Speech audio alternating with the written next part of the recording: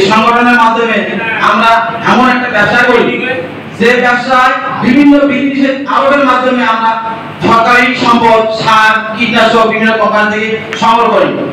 কৃষি ও কৃষক সেবায় নিয়োজিত আমরা স্লোগানে রংপুরের কাউনিয়ায় খুচরা সার ও বালাইনাশক ব্যবসায়ী কমিটি গঠন ও মতবিনিময় সভা বুধবার দুপুরে উপজেলা মুক্তিযোদ্ধা কমপ্লেক্সের সেমিনার কক্ষে অনুষ্ঠিত হয়েছে।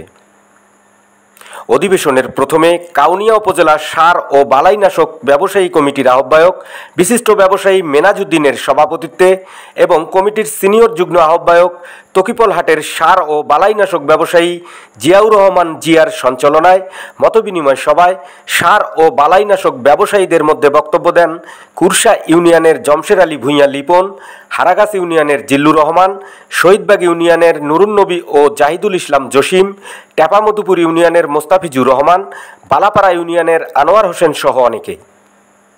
মতবিনিময়কালে খুচরা সার ও বালাইনাশক ব্যবসায়ীদের প্রতিবন্ধকতার নানা দিক বক্তব্যে উঠে আসে। পরে দ্বিতীয় অধিবেশনে সর্বসম্মতিক্রমে মেনাজউদ্দিনকে সভাপতি ও জিয়াউর রহমান জিয়াকে সাধারণ সম্পাদক হিসাবে ৪১ সদস্যের পূর্ণাঙ্গ কমিটি ঘোষণা করা হয়। অনুষ্ঠানে উপজেলার ২ শতাধিক খুচরা সার ও বালাইনাশক ব্যবসায়ী উপস্থিত ছিলেন।